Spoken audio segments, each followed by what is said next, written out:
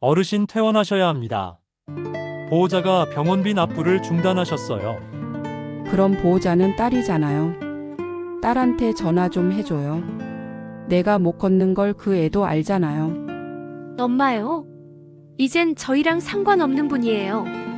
전화도 다시 하지 마세요. 그게 딸이 친엄마한테 할 말입니까? 오늘 소개해드릴 사연은 서울에 사는 82세 김블레님의 이야기입니다. 오랜 병상 끝에 딸의 권유로 요양병원에 들어갔지만 병원비가 밀렸다는 이유로 어느 날 갑자기 퇴원 통보를 받게 된 블레님. 하지만 보호자인 딸은 끝내 병원에 나타나지 않았습니다. 그날 블레님은 휠체어에 앉은 채 병원 복도에 하루 종일 방치된 채로 있었고 그 누구도 그녀를 데려가겠다는 사람은 없었습니다. 오늘 이야기는 김블레님의 시점으로 들려드리겠습니다. 요즘 들어 하늘을 자주 보게 된다. 내가 누워있는 병실 창문은 늘 닫혀 있어서 하늘을 보기 위해 고개를 세게 돌려야 한다.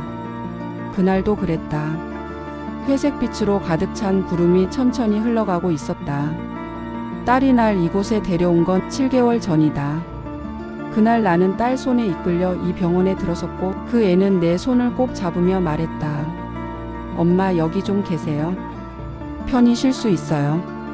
병원도 가깝고 간병인도 있으니까요.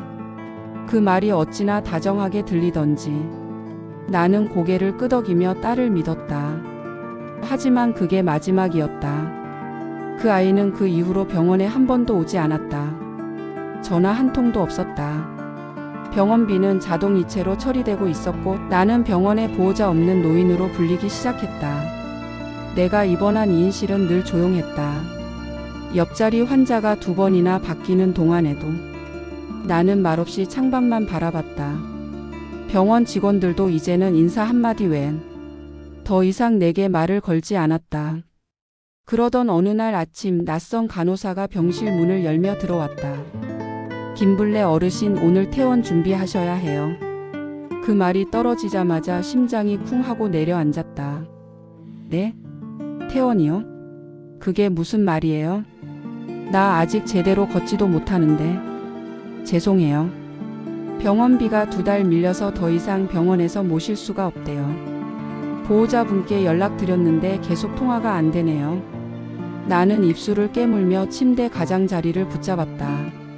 그럼 나보고 어디로 가라는 거예요? 간호사는 내 눈을 피하며 말했다.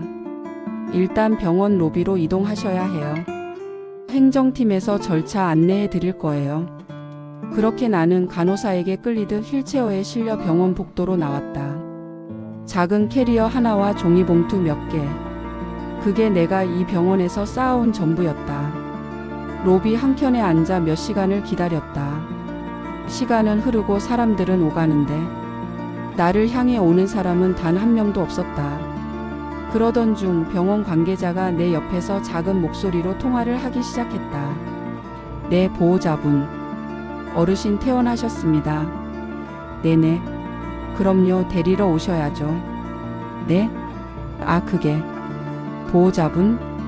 내가 그때 똑똑히 들었다. 그 사람이 수화기를 멀리 떨어뜨리며 나지막이 말했다. 딸이 받기 싫대요. 엄마랑 연락 안 한 지 오래됐고 자기 가족도 이제 한계라고. 순간 뒷머리가 싸늘해졌다. 가슴이 덜컥 내려앉더니 식은땀이 흐르기 시작했다. 그 아이는 내 딸은 내가 퇴원했다는 소식을 듣고도 이젠 그만 연락 주세요. 우리 가족이 책임질 수 있는 상황이 아니에요. 그렇게 말했다고 했다. 그 아이가 그렇게 말했어요? 물었더니 직원은 난처한 표정으로 고개만 끄덕였다. 저도 뭐라 위로를 못 드리겠네요. 요즘 이런 경우 많거든요. 그 말이 기름을 부은 듯 했다. 요즘 이런 경우 많다고요? 그럼 이게 당연한 거예요?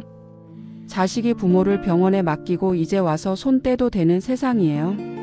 나는 참았던 울음을 터뜨렸다. 딸이 날 버렸는데 왜 당신들은 이걸 그냥 넘기죠? 누군가 내게 다가왔다. 병원 보안 요원이었다. 어르신 조금만 조용히 해주세요.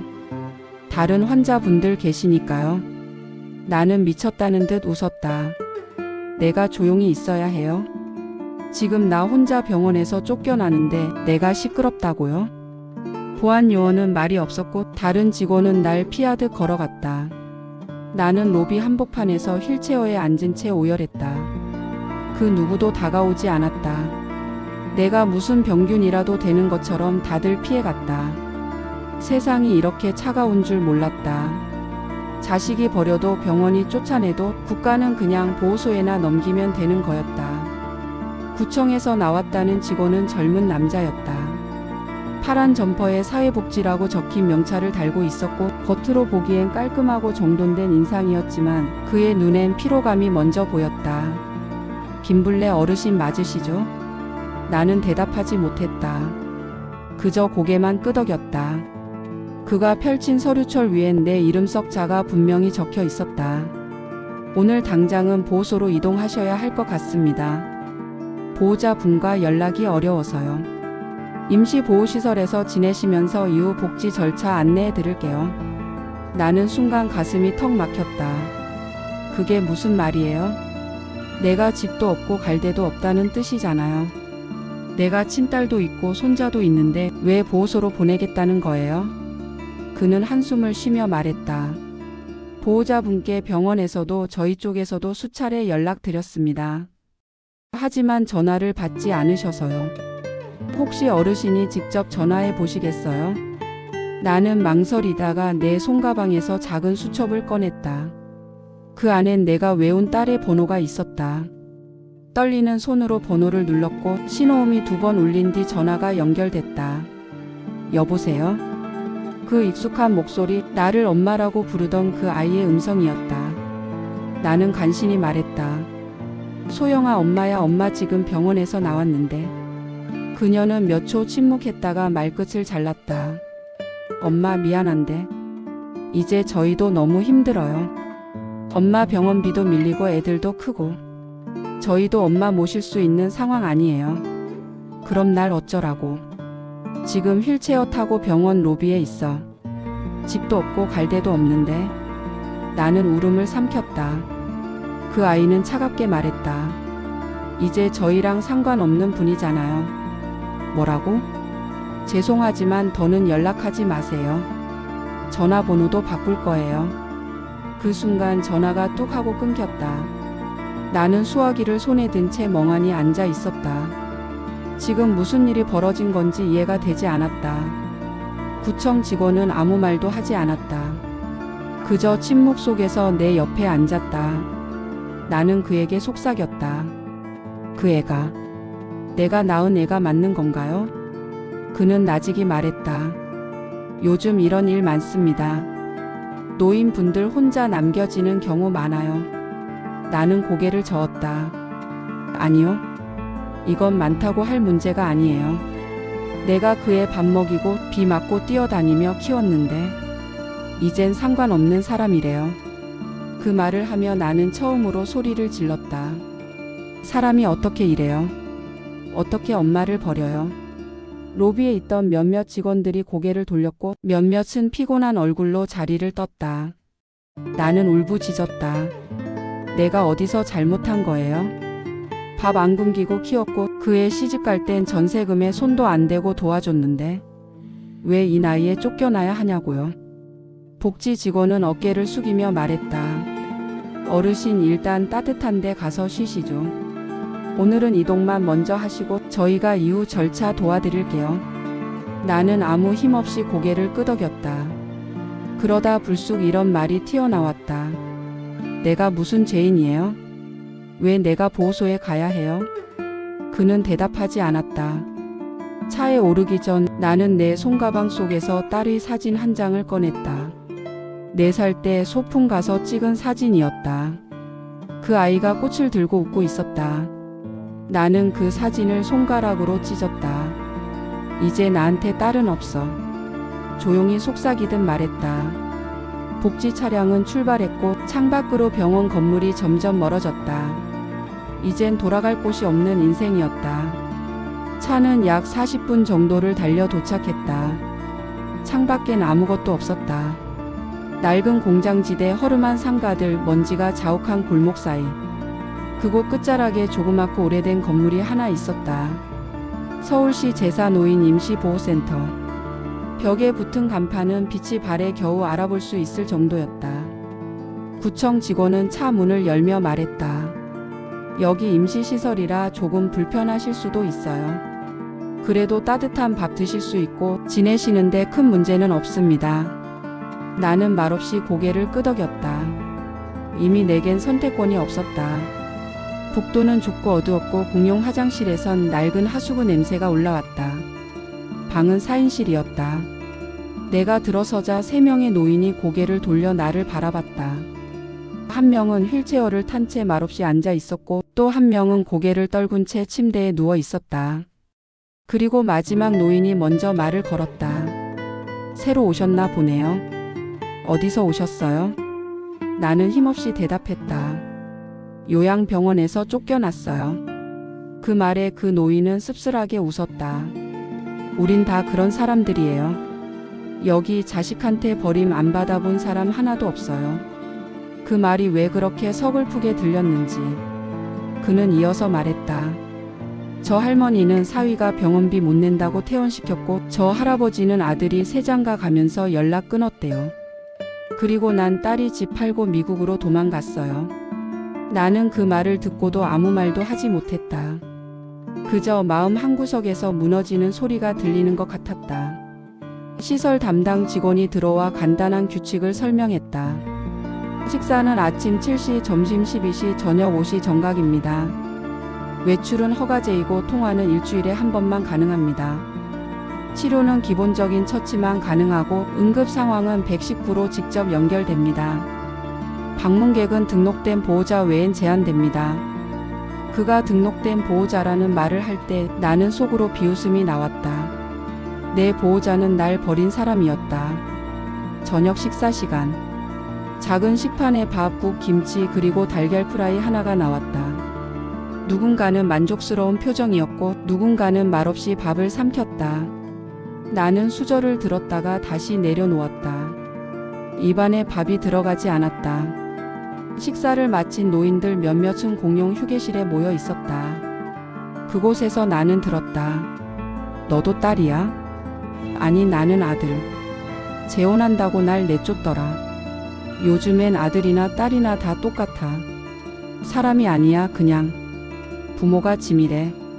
그 말들이 아무렇지도 않게 오가는 걸 보며 나는 이곳이 얼마나 많은 버려진 부모들의 종착지인지 실감했다. 그들은 눈물을 흘리지 않았다. 이미 너무 많이 울었기에. 그날 밤 나는 낯선 침대에 누워 한참을 뒤척였다. 딸아이에게 전화했던 순간이 계속 떠올랐다. 이젠 저희랑 상관없는 분이에요. 그 말이 머릿속을 떠나지 않았다. 잠결에 속삭이듯 말했다. 너 소영아 엄마가 그렇게 무거웠니? 내 등에 짐처럼 느껴졌니? 엄마가 짐이라면 버리긴 쉬웠겠네. 그 순간 옆 침대에서 들려오는 한마디. 우린 다 짐이었대요. 그래서 이곳에 있어요. 어둠 속에서 건넨 그 말이 묘하게 위로처럼 들렸다. 서글픈 동지의 말. 내가 처음으로 같은 처지라 불릴 수 있는 사람을 만난 날이었다.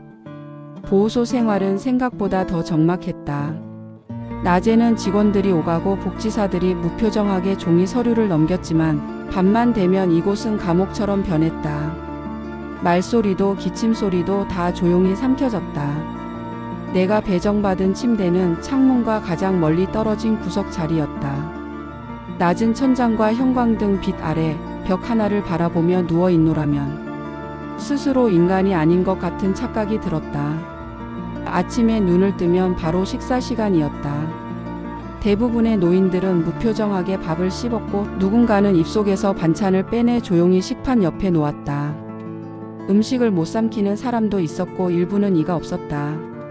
그냥 죽으로 바꿔달라고 해. 옆자리 노인이 말했다.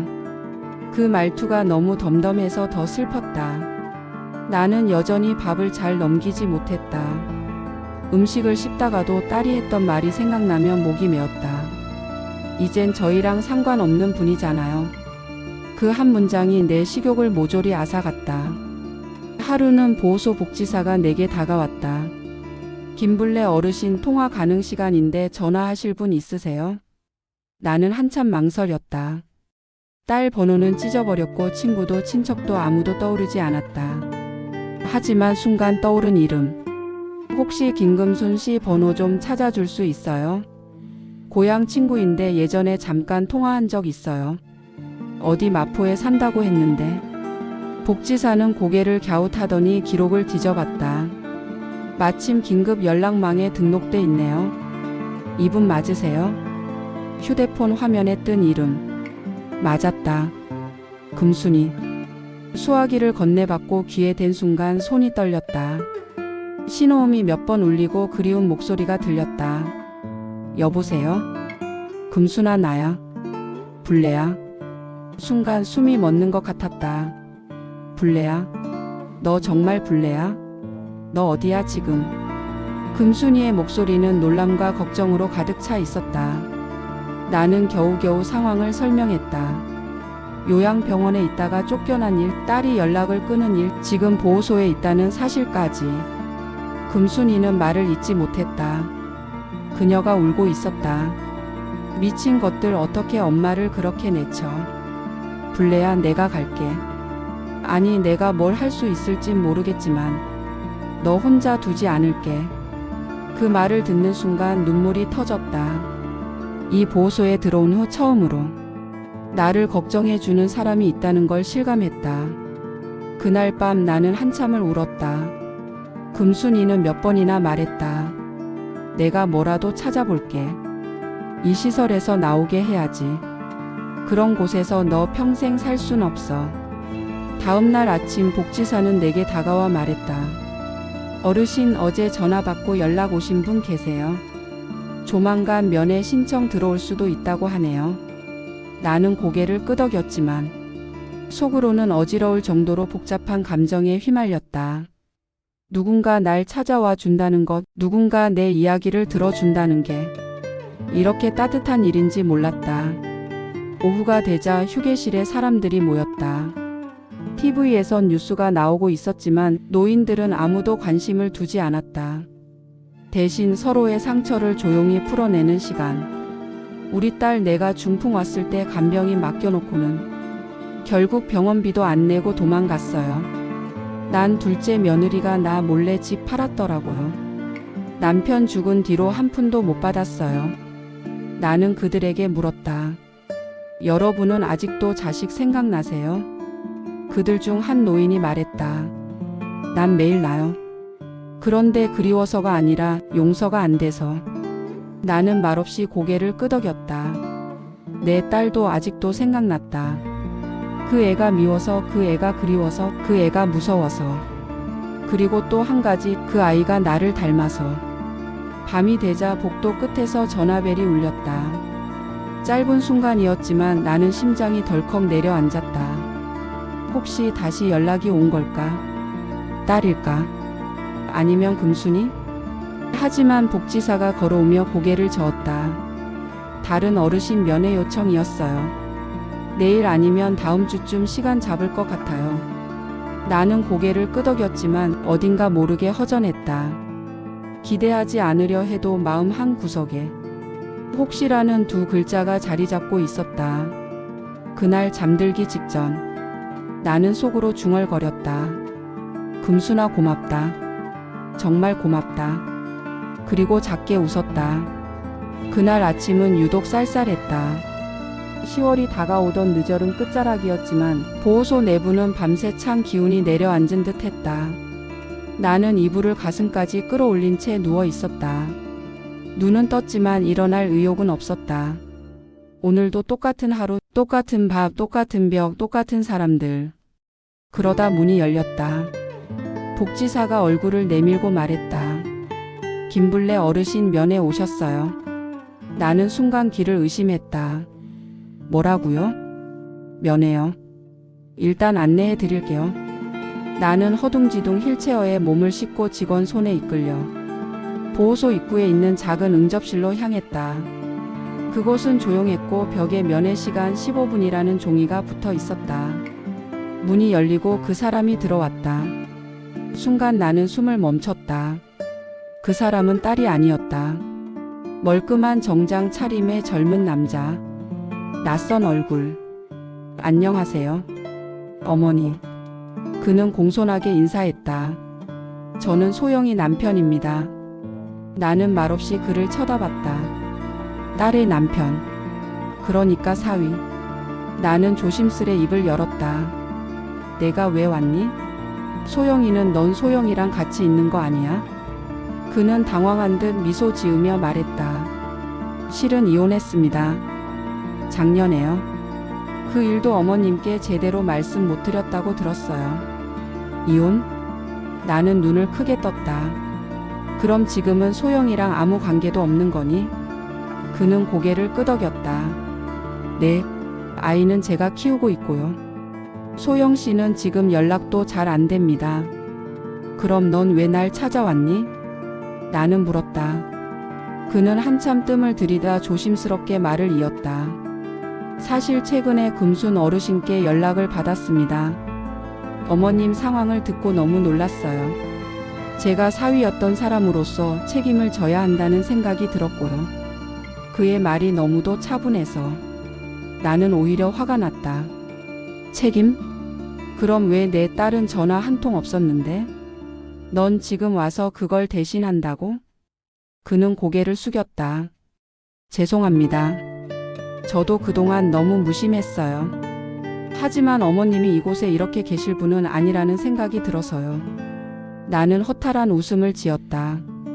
내가 어디서 지낼 사람인지 이제 와서 내가 정하는 거니? 그는 무릎을 꿇었다. 제 말이 무례했다면 정말 죄송합니다. 저희 아이 어머님 기억하시죠?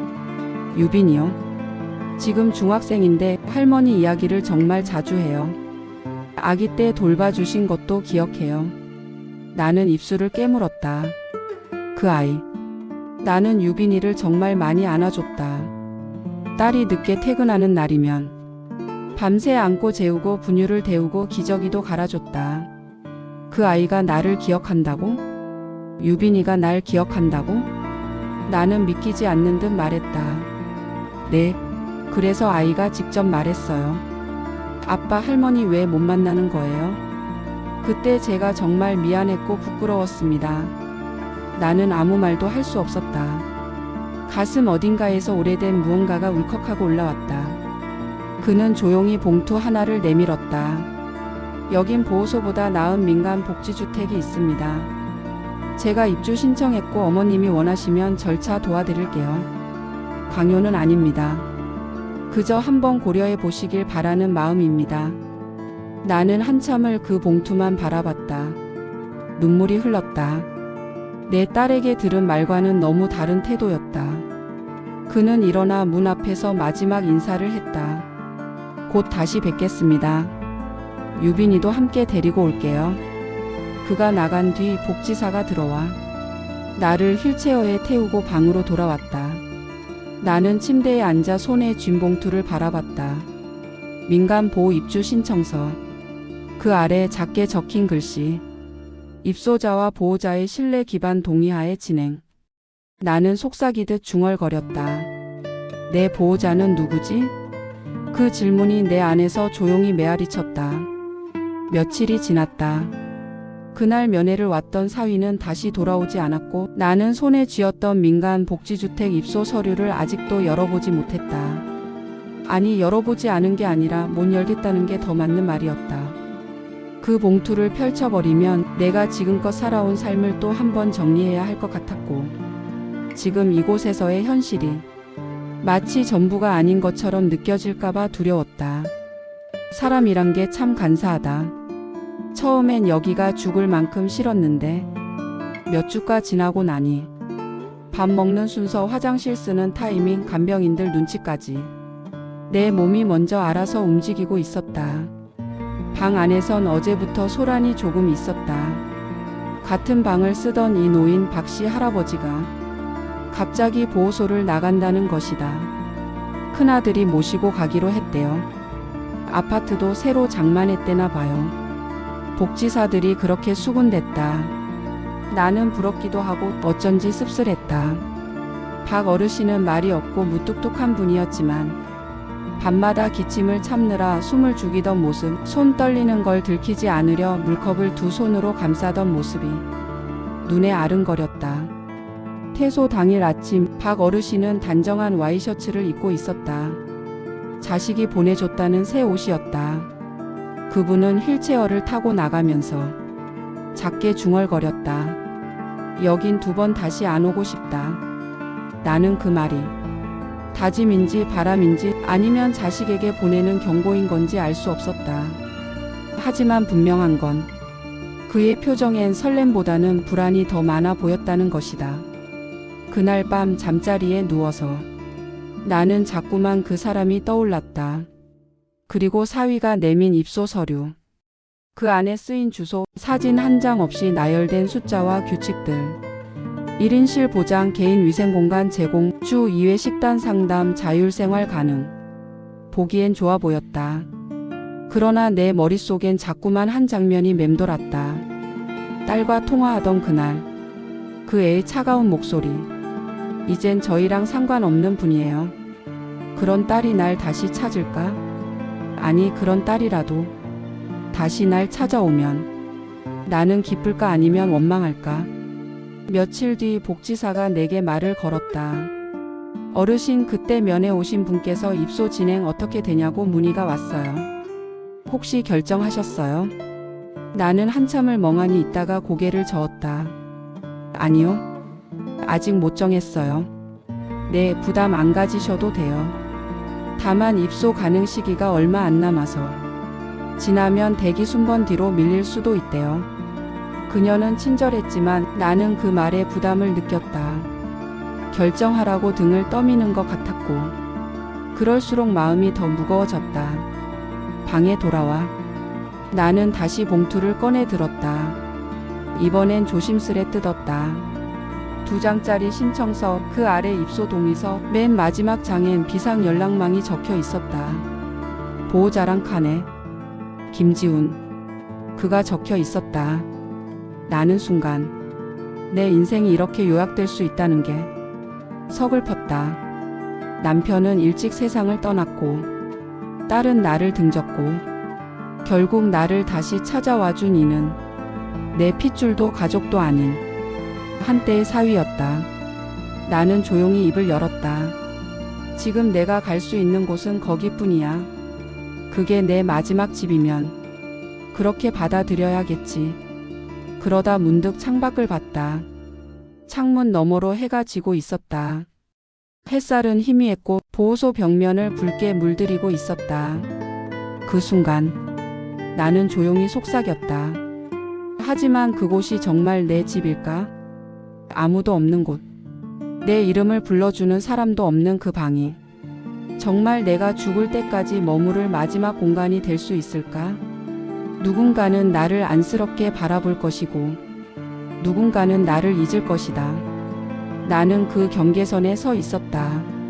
내가 아직 누군가의 기억 속에 머물고 있을지 아니면 이미 사라진 이름일지. 그리고 나는 그 밤 오랜만에 꿈을 꿨다. 딸이 어릴 적 학교 앞에서 나를 보고 달려오던 장면. 엄마. 그 짧은 한마디. 그 소리에 깨어났다. 눈물이 났다. 울면서도 웃었다. 입소 신청서에 서명을 하려던 순간 문이 열렸다. 복지사의 얼굴은 긴장으로 굳어 있었다. 어르신, 오늘 면회 신청이 하나 더 들어왔습니다. 방문자가 가족이라는데요. 가족? 나는 순간 가슴이 덜컥 내려앉았다. 딸? 그 아이가 올 리가 없었다. 이미 끝냈자는 마지막 말이 뇌리에 선명한데 이제 와서 무슨 낯으로. 복지사는 나를 응접실로 안내했다. 나는 떨리는 손으로 휠체어를 밀며 안으로 들어갔다. 거기엔 딸이 아닌 내 남편의 동생이 앉아 있었다. 그는 나를 보며 억지로 미소 지었다. 형수님, 어쩌다 이렇게 됐어요? 나는 당황한 채 물었다. 너 소영이는 넌 걔랑 연락하고 있었니? 그는 고개를 끄덕였다. 형수님이 요양병원 들어가셨다는 것도 퇴원당하셨다는 것도 다 알고 있었어요. 그런데 아무도 나서지 않더라고요. 그래서 내가 왔어요. 나는 숨이 턱 막혔다. 내가 알면서도 왜 지금까지 아무 말도 안 했니? 그는 미안한 얼굴로 말했다. 소영이, 그 아이가 요즘 많이 불안정해요. 우울증 약도 오래전부터 먹고 있었고요. 이혼하고 나서 거의 사람도 안 만나고 전화도 받질 않아요. 나는 멍해졌다. 우울증? 형수님이 요양병원 가시던 해에도 그 아이 직장도 그만두고 집에서 며칠이고 방에만 있었어요. 그런데 그 아이는 나한테 아무 말도 안 했어. 아무 설명도 없이 날 병원에 넣고 전화도 편지도. 형수님, 그 아이가 감당할 수 없었던 거예요. 자기 인생도 버거운데 엄마까지 책임지려니까 그걸 어떻게든 피하고 싶었던 거죠. 나는 목이 메었다. 그동안 나는 내 딸이 날 버렸다는 감정으로만 살을 깎으며 버텼는데 그 아이도 또 다른 벼랑에 서 있었단 말인가. 근데 그렇다고 그런 말까지 해야 했나? 이젠 우리랑 상관없는 분이에요. 그건 너무 잔인하잖아. 그는 고개를 숙였다. 나도 그 말 들었어요. 그 아이가 복지사한테 그렇게 말했다고. 근데 형수님, 소영이는 그날 밤에도 집에서 울었대요. 자기 입으로 그렇게 말해놓고 자기도 무너졌다고. 나는 두 손으로 얼굴을 감쌌다. 말도 숨도 나오지 않았다. 딸이 울었다고? 내가 들은 그 냉정한 말들을 입에 올린 그 아이가. 그럼 지금은 걔는 어떻게 지내니? 아직 힘들어 보여요. 하지만 형수님, 혹시 다시 보고 싶으세요? 나는 말없이 고개를 끄덕였다. 그러자 그녀는 내 손을 꼭 잡았다. 그 아이한테 말해볼게요. 형수님이 아직 기다리고 있다고. 그 순간 마음 한구석이 이상하게 무너졌다. 난 분명 버려졌다고 생각했는데 그 아이도 버텼던 거였다. 그저 표현을 못했을 뿐. 그날 밤 나는 깊은 잠에 들지 못했다. 머릿속이 복잡했다. 어쩌면 나는 피해자이자 가해자였을지도 모른다. 딸의 상처를 모른 채 내 감정만 앞세워 억울함을 키웠을지도 모른다. 그리고 그건 그 아이도 마찬가지였을 것이다. 아침 햇살이 창을 비췄고 나는 조용히 중얼거렸다. 소영아, 내가 정말 그렇게 힘들었다면 엄마가 몰라줘서 미안하다. 며칠이 흘렀다. 그날 이후 나는 매일 창가에 앉아 있었다. 바람이 불든 비가 오든 햇살이 뜨겁든 나는 같은 자세로 창밖만 바라봤다. 올까 올 수 있을까 정말 그 아이가? 별 기대는 하지 말자고 마음을 붙들었지만 사람 마음이란 게 참 간사하다. 기대하지 않겠다고 말한 바로 다음 순간부터 나는 그녀의 그림자를 찾고 있었다. 그러던 어느 날 오후 복지사가 조심스레 내게 다가왔다. 어르신, 면회 신청 들어왔습니다. 나는 눈을 감았다 떴다. 누구래요? 그는 조심스럽게 말했다. 따님이십니다. 이소영 씨. 나는 손끝이 떨리는 걸 느끼며 휠체어를 밀었다. 가슴이 콩콩 뛰었다. 공포인지 기쁨인지 아직도 나를 미워할까 하는 두려움인지 그 모든 감정이 한꺼번에 밀려왔다. 작은 응접실 문을 열고 들어서자 한 여인이 고개를 숙인 채 앉아 있었다. 단정한 머리, 초라한 셔츠, 캥한 눈빛. 그 아이였다. 소영이, 내 딸. 소소영아. 내가 떨리는 목소리로 그녀를 부르자 그녀는 고개를 들었다. 그 순간 우리는 눈이 마주쳤다. 그녀는 벌떡 일어나 내 앞에 무릎을 꿇었다. 그리고 고개를 숙인 채 작은 목소리로 말했다. 엄마 미안해요. 정말 미안해요. 나는 입술을 꾹 다물었다. 한마디도 하지 못했다. 내가 들었던 그날의 말들, 그 차가운 문장들이 내 귀에서 아직도 떠나지 않았기 때문이다. 하지만 그녀는 말없이 내 손을 붙잡았다. 그 손이 그렇게 말라 있었다. 엄마 버리려고 한 거 아니에요. 그땐 내가 너무 무너져 있었어요. 매일같이 숨이 막히고 아무것도 못하겠고 근데 그 순간 엄마까지 내가 책임져야 한다는 생각이 들자 그게 너무 무서웠어요. 나는 그제야 입을 열었다. 그래서 그렇게까지 말한 거니? 이젠 상관없는 분이에요 라고.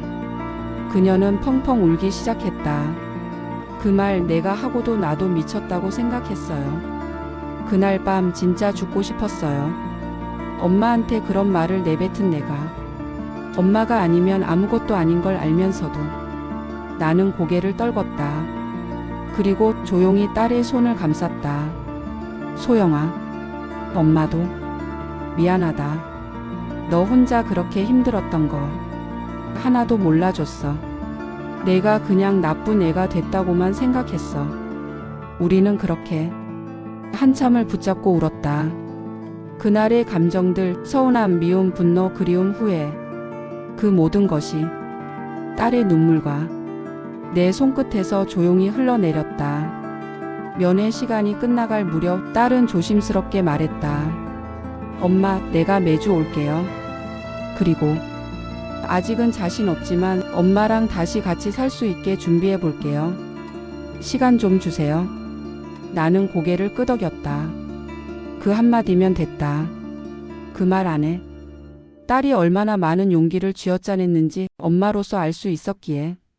그날 밤 나는 복지사에게 민간 복지주택 신청을 철회하겠다고 말했다. 왜요, 어르신? 괜찮은 시설인데 확정도 거의 다 됐는데.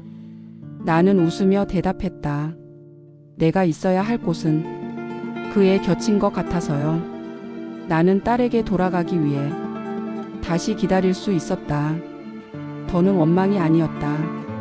그저 내 아이가 다시 나를 엄마라고 불러준 것만으로도 내 인생은 충분했다.